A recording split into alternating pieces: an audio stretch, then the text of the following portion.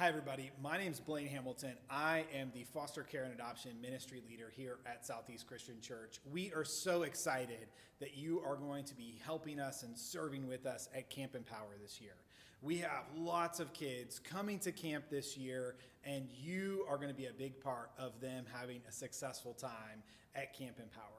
Most of you that are watching this video are going to help us as camp buddies. You're going to be paired up with an individual camper, and throughout their time at camp, you're going to journey with them as they do games and activities and all kinds of things that our area directors have planned for them throughout the day.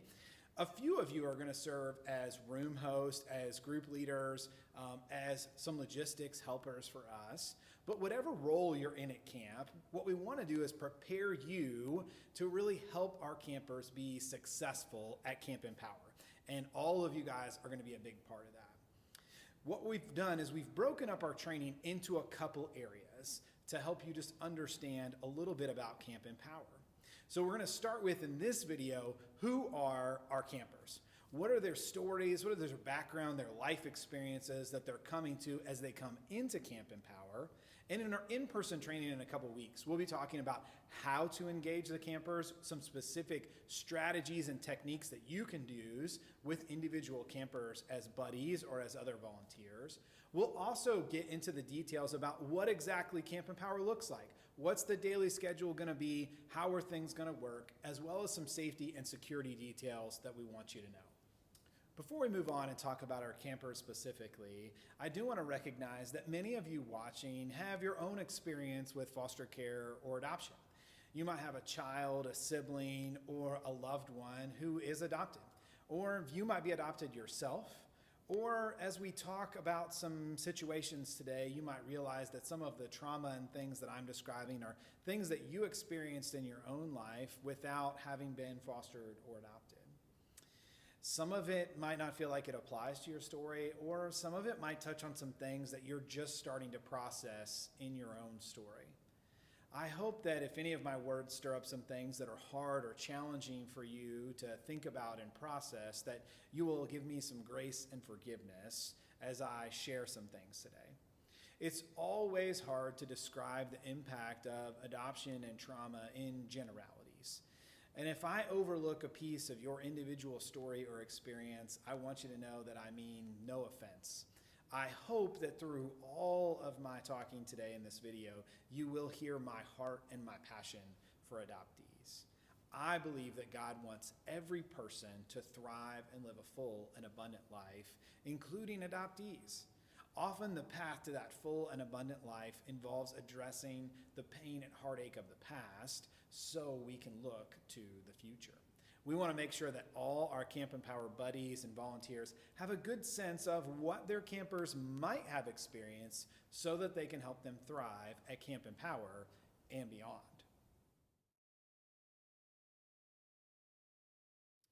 So let's start with the very basics. Who is coming to Camp Empower? All of our campers at Camp Empower have experienced foster care or been adopted in some way. Some of them came into their adoptive families at birth, some of them a little later in life. Some of them were adopted internationally, and some were born right here in Kentucky or Indiana.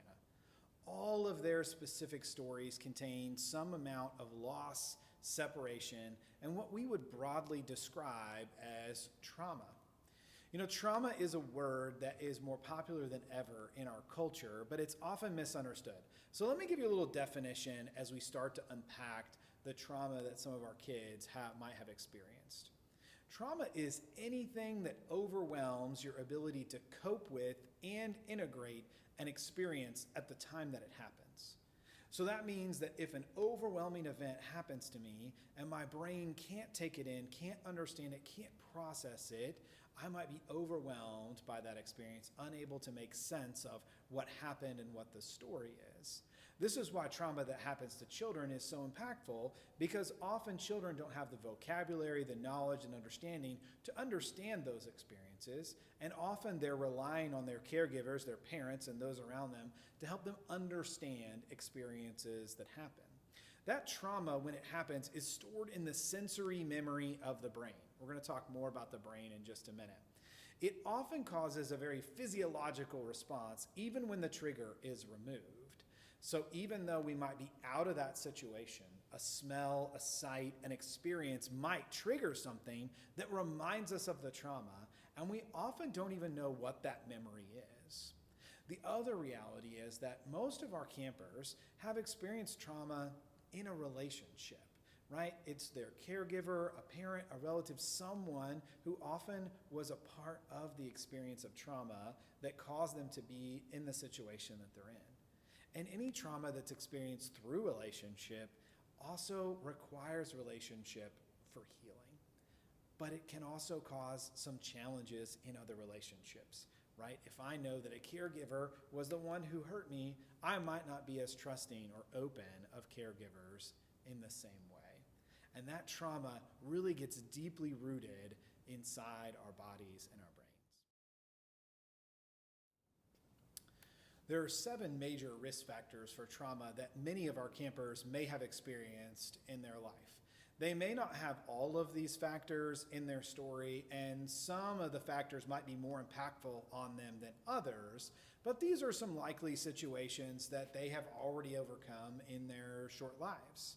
The first 3 risk factors go together in a way. They can be difficult pregnancy, a challenging delivery at birth, maybe early hospitalization.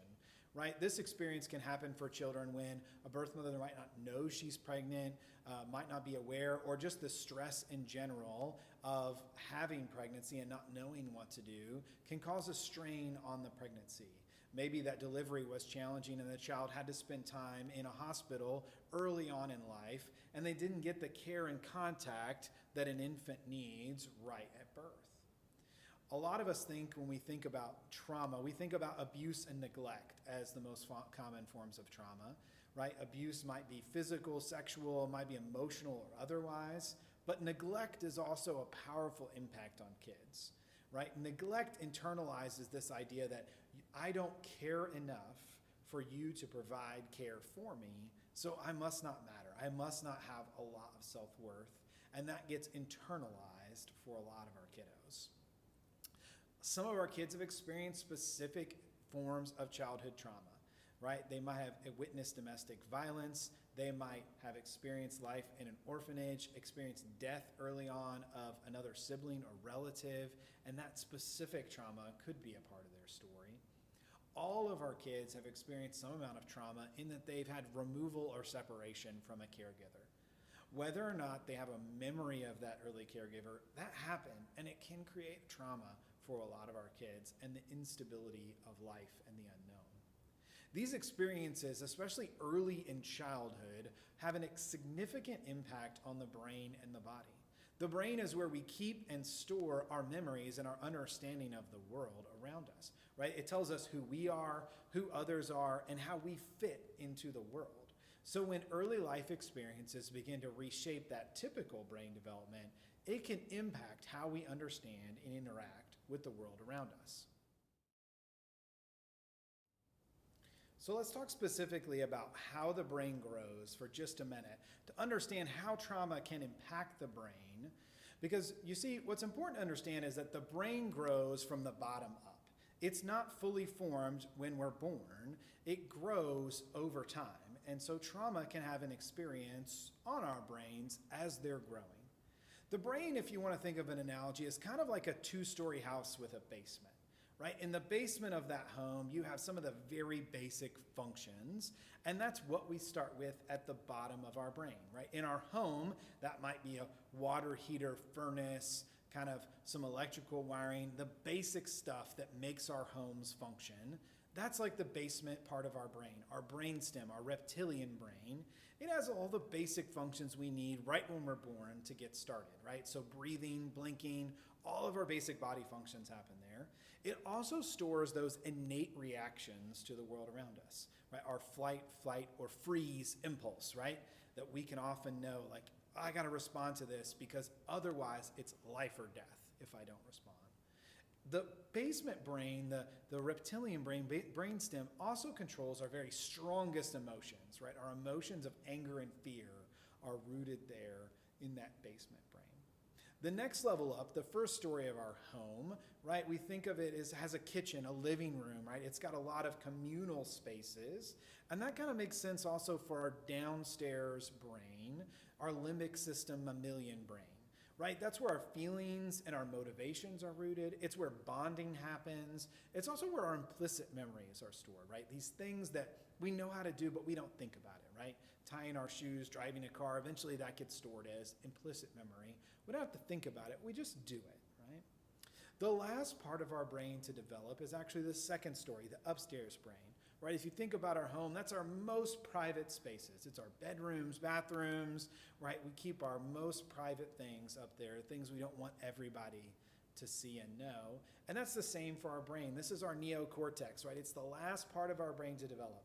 In fact, for just all people, it says that we typically don't have it fully developed until we're 25. So all of our kiddos are in some way still growing this part of their brain. This is where decision making and planning happen. It's where our sense of self-understanding, empathy, and morality, where all those things take place in the brain. And so the brain is growing over time, and it's growing from the bottom up. As we grow, the different parts of our brain begin to work together, and they integrate vertically to where the upstairs brain and the downstairs brain and the basement brain are all talking to each other. Now, it's not perfect by any means. For every person, when we're hungry, angry, lonely, or tired, we're often too dysregulated for our brains to work well. One way to understand this is to look at the hand model of the brain. If you were to think about your brain and it looked like a fist, right? The bottom of your brain would be your brainstem. The middle of your hand right here would be your downstairs brain, right? And the top of your brain, that prefrontal cortex reasoning brain, is the top of your brain that's over top of everything. When the brain's working well, it's all working together. But what happens is when we're dysregulated, when we're overwhelmed, our lower brain, our basement brain takes over and we do what's called flipping our lid. Our upstairs brain is offline, it's out of control. We aren't using reason and rationality anymore. We are operating out of our basement brain, and we're responding to the world through fight, flight, freeze, anger, and fear. That's how we're responding to the world. And until we can get re-regulated and come back online, that's what we're going to operate with. For a lot of our campers who've experienced trauma and loss in their lives, they may be a little more prone to flipping their lids than average, right? As we grow, our upstairs rational brain begins to tell us when situations and people are safe so that we don't react to every situation with our brainstem. But when we've experienced trauma, our brains are often conditioned to respond to everything as a crisis because we often live in crisis. And that means that our downstairs brain can often take over from our upstairs brain, and we can get stuck using our downstairs brain to respond to every situation, even ones that we should know are safe. Here's a simple graphic to help you see what I mean. This is a PET scan of two different brains. One is healthy and one has experienced abuse. On the healthy brain, what you can see circled here is that in the healthy brain, the prefrontal cortex, right, the reasoning part of the brain, it's firing really well, right? In that healthy brain, they're able to use reason and rationality really, really well. In the brain that's experienced abuse, what we see is not only is the prefrontal cortex not firing, what is firing really well is that downstairs basement brain, right? That brainstem, that fight, flight, or freeze response. And this is often what some of our kids are just stuck in. They need to learn more ways to find ways to become regulated and get out of their brainstem and into that reasoning brain. So with everything I've described with the brain so far, can I tell you the most incredible part of the story? The fact is that our brains are plastic, they're flexible, they're ever growing and changing. We're always making new neural pathways and new synapses, and often those things develop through our interactions with other people. You know, when we are born, we are all looking for 4 key things. We want to be seen, soothed, safe, and secure. Right? When a baby is first born, that baby cries if it's hungry or tired or scared or alone. It cries out. It wants a parent, a caregiver to see them, to soothe them, to make them feel safe and secure. And then as that child gets a little bit older, as a toddler, as a young child, they want that parent to see them in new ways, right? So they might want to go climb a tree, and they want that parent, hey, watch me do this, because if I fall, I know you'll soothe me and help me feel safe and secure enough to go try and climb that tree again. We repeat that pattern in life too, whether it's teachers, our bosses, girlfriend, boyfriend, a spouse, everybody in our life. In a lot of ways, we're looking for them to see us, soothe us, and to help us feel safe and secure. For 4 days at Camp Empower, you're going to get to do that same thing. As a buddy, you're going to be somebody that sees your camper right where they are. You're going to soothe them when they get a little too dysregulated and they flip their lid. You're going to help them calm down. You're going to make them feel safe to try a new activity or maybe share something in their story that's a pretty hard thing to talk about. Then you're going to make them feel secure enough to go out and take the new skills and things they've learned back home or to school to use those skills on their own. You are literally over 4 days going to help rewire their brain and empower them with the skills to go out and live a full and abundant life. Do you get it? You're going to empower them. That's why we call it Camp Empower, because we're empowering our campers to know who they are and to go out into the world and be all that God wants them to be. We are so excited for you to join us in a couple weeks at Camp Empower. Our in-person training is going to unpack some of the stuff we've talked about today, and then we're going to talk more about how you can help see and soothe your camper in their moment of dysregulation, and also what exactly we're going to be doing at Camp Empower. We can't wait to see you there.